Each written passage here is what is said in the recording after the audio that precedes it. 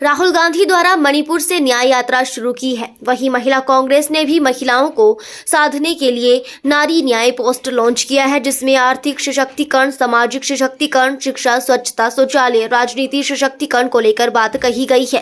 राजधानी शिमला में भी महिला कांग्रेस द्वारा यह पोस्टर लॉन्च कर केंद्र सरकार पर निशाना साधा गया है। महिला कांग्रेस प्रदेश उपाध्यक्ष प्रेमलता ने कहा कि देश में महिलाओं पर अत्याचार बढ़ रहे हैं और मणिपुर में जिस तरह महिलाओं पर अत्याचार हुए हैं वे सब ने देखे हैं।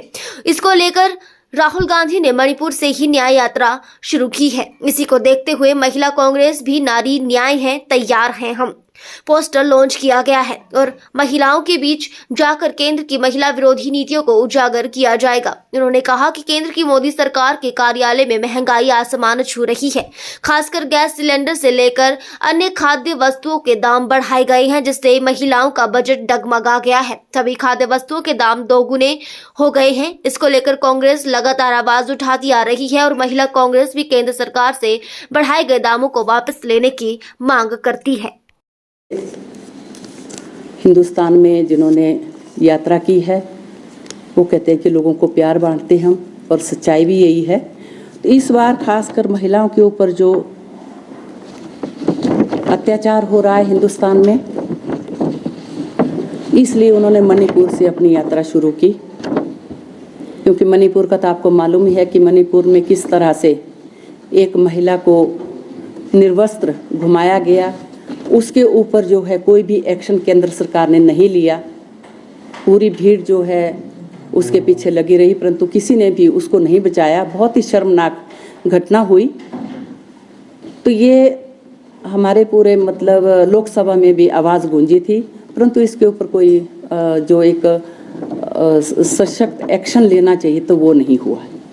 तो ये जो नारी न्याय के ऊपर हम आज बोलना चाहेंगे, वो कुछ एक हमारे पास हैं जो हम इसके ऊपर कहेंगे। अखिल भारतीय महिला कांग्रेस की तरफ से सबसे पहला तो महंगाई का मुद्दा है, महंगाई और मूल्य वृद्धि। जैसा कि आप समझते हैं, आप सबको मालूम है कि जैसे ये गैस है, दूसरी खाद्य सामग्री की चीज़ें हैं, या तेल की कीमतें, या और भी आप मार्केट में जाएंगे तो कोई भी चीज़ आपको पहले से दुगने दाम पर मिलेगी। इससे क्या होता है कि सारा बोझ महिलाओं के ऊपर भी पड़ता है। यदि खाद्य सामग्री आपकी महंगी है, यदि आपका तेल महंगा है, यदि आपका गैस का सिलेंडर महंगा है, तो सारा असर महिलाओं के ऊपर पड़ता है, महिलाओं की रसोई पर पड़ता है। उसका रसोई का बजट बिगड़ जाता है। तो हम केंद्र सरकार से ये आह्वान करते हैं कि आप जो है इन कीमतों को जल्दी से जल्दी कम करें, क्योंकि कई सालों से कांग्रेस पार्टी हमेशा ये कहती आ रही है कि कीमतों को कम किया जाए, परंतु केंद्र सरकार विफल रही है इस चीज़ में। तो जल्दी से जल्दी कीमतों को कम किया जाए, ताकि हिंदुस्तान का जो एक वर्ग है जो कि शायद एक टाइम भी उसको रोटी नसीब नहीं होती है, वो कम से कम 2 टाइम खाना खाए। दूसरा हमारा है सामाजिक सशक्तिकरण। अखिल भारतीय महिला कांग्रेस ने संज्ञान लिया है कि कांग्रेस के समय में जगह जगह पर स्वास्थ्य केंद्र खुले हैं, जगह जगह पर जो है कांग्रेस सरकार ने महिलाओं के लिए जो है स्वास्थ्य सुविधाएं दी हुई हैं। हिमाचल प्रदेश तो हमारा बहुत अच्छा है इस मामले में, हमारे जगह जगह स्वास्थ्य केंद्र निकले हैं, महिलाओं को स्वास्थ्य सुविधाएं मिल रही हैं। परंतु यदि हम ऑल इंडिया लेवल पर इसको देखें तो महिलाओं की बहुत बुरी हालत है। स्वास्थ्य केंद्र तो निकाले हैं, परंतु उसमें जो है स्वास्थ्य कर्मचारी नहीं हैं, कई तो बंद पड़े हैं। और ख़ासकर गांव की हालत में हिंदुस्तान में देखूं, कई जगह मुझे जाने का मौका मिला तो कई जगह पर गांव में स्वास्थ्य केंद्र बंद पड़े हैं, या महिलाओं जो प्रसव होना है जिनका, उसके लिए उनको सुविधाएं नहीं है और कई किलोमीटर दूर उनको ले जाना पड़ता है। तो उसके लिए मतलब कई महिलाएं तो इसमें बहुत मुश्किल का सामना करती हैं। हम ये चाहते हैं कि जो स्वास्थ्य केंद्र निकले हैं उनमें जो है पूरा स्टाफ दिया जाए, ताकि महिलाओं को ज़्यादा दिक्कत का सामना ना करना पड़े।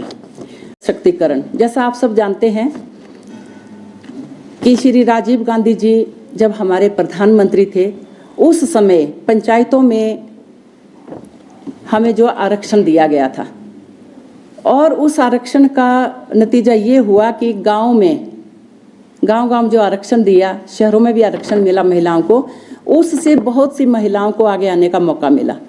चाहे आप नगर पंचायत में लो, नगर परिषद में लो, चाहे आप जिला परिषद में लो, या पंचायत समितियों में, पंचायत समितियों में, या मतलब कि गांव के प्रधान या पंचायतों में, सब जगह आरक्षण हुआ और सब जगह महिलाएं आगे आई, उनका सशक्तिकरण हुआ। आज मुझे खुशी होती है कि महिलाएं किसी भी चीज़ में पीछे नहीं हैं, हर जगह आगे हैं। उनको आरक्षण देने का मतलब ये नहीं कि वो कहीं पीछे रहें, आरक्षण दिया है उनको तो वो आगे गई हैं। सब विभागों के बारे में उनको मालूम हुआ है और उससे क्या हुआ कि उनको सब तरह की जानकारी मिली है। और अभी कांग्रेस पार्टी हमेशा चाहती थी कि लोकसभा और विधानसभा में भी महिलाओं को आरक्षण मिले, कोशिश भी की। अभी भारतीय जनता पार्टी ने, मैं समझती हूँ कि लोकसभा में ये पेश तो किया है, परंतु मुझे नहीं लगता कब तक ये बिल जो है ठंडे बस्ते में डाला हुआ है। हम चाहते हैं कि जल्दी से जल्दी लोकसभा और विधानसभा में ये जल्दी से जल्दी इसमें महिला आरक्षण मिले, ताकि इसमें जाएं।